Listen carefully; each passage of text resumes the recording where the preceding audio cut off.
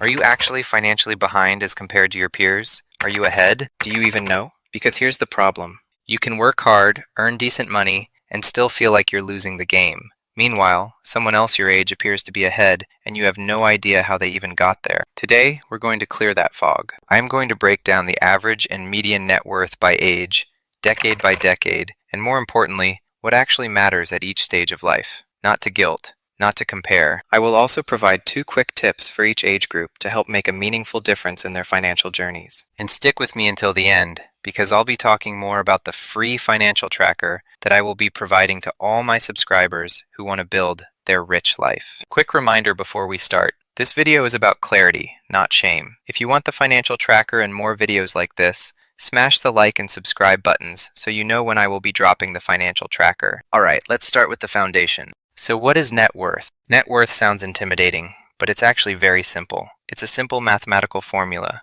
Assets minus liabilities. That's it. Your assets include things like cash, investments, retirement accounts, home equity, even your car. Your liabilities are your debts. Student loans, credit cards, auto loans, mortgages. Here's a quick example. If you have $75,000 in total assets and $25,000 in debt, your net worth is $50,000. So why does this matter more than income? Because income only tells you how much goes into your pockets. Net worth tells you what stays. You can earn 6 figures and still be broke if your lifestyle spends lavishly. Net worth shows what you're actually building. One more thing that matters a lot here. When you hear statistics, focus on median, not average. Averages get distorted by ultra-wealthy outliers. Medians show what the typical household looks like. Now let's walk through the decades. Your 20s, the setup phase. The median net worth in your 20s is around $39,000. The average is much higher, but that's not the number to compare yourself to. If your net worth is low or even negative because of student loans, that does not mean you're failing. It means you're early. Your biggest asset in your 20s is not money. It's actually time and what you do with it. Here are 2 tips I offer to you if you are in your 20s. Tip number 1. I've said it in this channel and I'll continue to say this over and over. Start investing automatically and invest early. If your employer offers a 401k match, max that out by contributing exactly what they're going to match. This is non-negotiable. Get the full match because that is free money. If you can, open a Roth IRA and automate contributions. Even small amounts matter here because compounding has time to work between your 20s and retirement. Tip number 2. Build an emergency fund and avoid toxic debt. 3 to 6 months of expenses in a high-yield savings account changes how you make decisions. It gives you breathing room, and if there's one thing to avoid, it's high-interest credit card debt. Those interest rates are brutal, and they kill momentum early. So if you're in your 20s and feel behind, comment "starting early" below. You're not alone. In fact, I graduated my doctorate at age 26 and had a negative net worth of approximately $20,000 in student debt. But I was not discouraged that I looked behind my peers because I knew I was investing in myself and that this will change drastically in the near future if I was intentional about building a strong financial foundation to my rich life. Your 30s, the acceleration phase. Median net worth in your 30s is around $135,000. The average jumps much higher due to career growth, home ownership, and investing momentum, as this is typically the age where most people get serious about their careers and also build some initial momentum from their investments. This is usually when money starts moving faster, for better or worse. Here are 2 tips I offer to you if you are in your 30s. Tip number 1. Get serious about retirement savings. A common guideline is aiming for 1 times your salary by 30 and 2 to 3 times by your mid-30s. What this means is if you're in your 30s making a $100,000 per year salary, you should have $200,000 to $300,000 in your retirement savings. If your income rises, increase your contribution rate before lifestyle creep eats it. Even a 1% increase each year adds up. If you have maxed out your 401k, open a Roth IRA and start contributing to that as well. Tip number 2. Balance competing priorities intentionally. This decade is expensive. Kids, housing, and career pressure. If you have any high-interest debt, kill this off first. Investing is powerful, but guaranteed debt payoff is a solid return. If you have kids, 529 plans are helpful, but retirement comes first. Your kids can borrow for school. You cannot borrow for retirement. If you're in your 30s, this is where small decisions start compounding hard in either direction. Whatever you decide are your priorities, intentionally write down what are your priorities and proportionally invest in those. This might mean you put money aside for your kids' swimming lessons, or it might mean you put money into a gym membership. Just be clear and reasonable. Your 40s, the pressure decade. The median net worth in your 40s is roughly $247,000. The average is much higher, often approaching 7 figures. This is when people start feeling real pressure. Here are 2 tips I offer to you if you are in your 40s.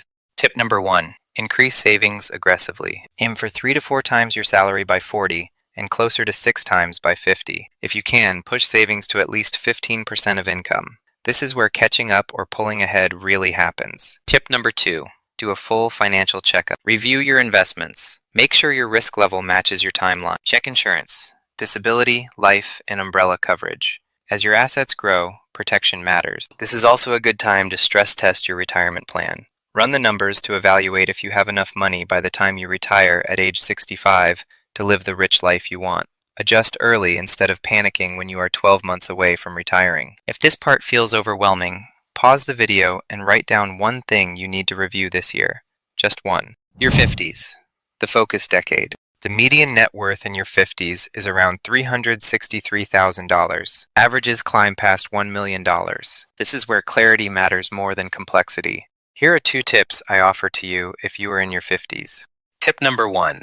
Max out catch-up all contributions. Once you hit 50, you can contribute more to retirement accounts. Use it because there are significant tax advantages. Many people aim to save 20 to 25% of income during this decade if possible. Tip number 2. Build a real retirement plan. This is not just about how much you have, but how you'll use it. Plan for Social Security timing. Understand taxes. Map out withdrawal strategies. Delaying Social Security up to age 70 can significantly increase your benefit, especially for higher earners. If you're unsure, I highly advise you to talk to a tax specialist immediately. Even if it costs a little bit, you will earn that money back through tax strategies you likely didn't even know existed. This decade is less about growth at all costs and more about control and precision towards what you envision your rich life to be.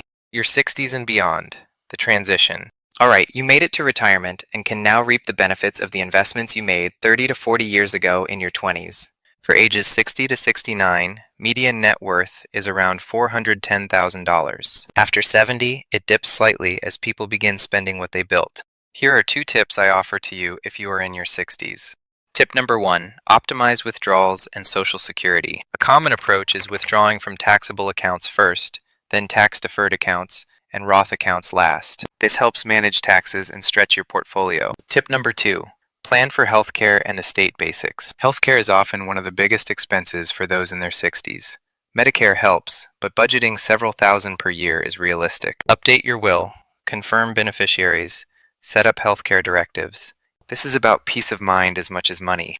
Summary: how to use these numbers. Here's the key takeaway. These net worth numbers are benchmarks, not verdicts. They're not here to judge you. They're here to give you context. If you're ahead, that's great. Stay disciplined. If you're behind, that doesn't mean you failed. It means you adjust. I was here as well. Focus on what you control. Spend less than you earn. Invest consistently. Avoid unnecessary debt, especially high-interest debt like credit card debt. And most importantly, keep moving. Here's your action step. Today or this week, calculate your net worth. Just once. Then pick one thing to improve. Automate savings. Pay down a balance. Increase a contribution. Let me know in the comments what you will be focusing on. That one step is how real progress starts. If this video helped you, like it so more people see it, and subscribe for more honest, practical personal finance. Stay tuned as I will be releasing a free personal finance tracker for my subscribers so that you can start building a strong foundation to your financial journey.